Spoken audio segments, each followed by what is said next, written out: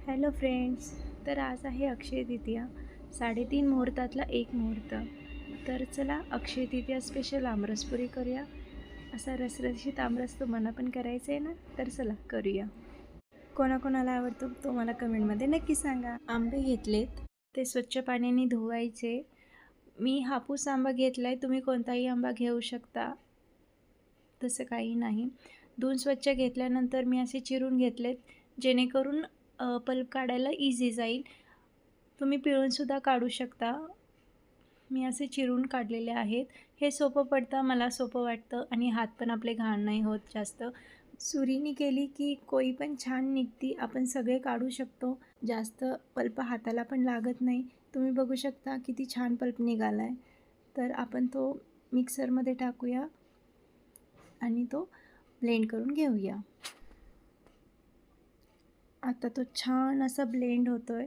तर आपण बघूया किती छान रसरशीत असा झाला आहे ते. हा बघा किती सुंदर झालेला आहे. एकदम स्मूथ टेक्स्चर आलेलं आहे. तर आपण ह्यात आता साखर घालूया.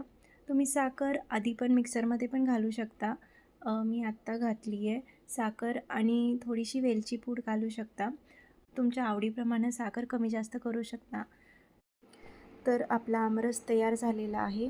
तो मी फ्रीजमध्ये ठेवलेला आहे. तोपर्यंत आपण पुऱ्या करून घेऊया. पुऱ्या करून झालेल्या आहेत आणि आपण आता कढईत तेल तापायला ठेवूया. पुरी तळत असताना तेल व्यवस्थित तापावं लागतं. तेल व्यवस्थित तापलं असेल तर पुरी पटकन वर येते. तर बघू शकता आत्ता मी पुरी टाकली आणि ती कशी पटकन वर आली. छान फुगलेली आहे. सो असं तेल व्यवस्थित तापलं असेल की तुमची पण पुरी व्यवस्थित फुगेल आणि वर येईल. तर याच प्रकारे मी सगळ्या पुऱ्या तळून घेते आणि आपण प्लेटिंग करूया. तर अशी तयार झालेली आहे आपली अक्षय तृतीया स्पेशल आमरस पुरी. आवडली असेल तर लाईक अँड सबस्क्राईब करा. थँक्यू.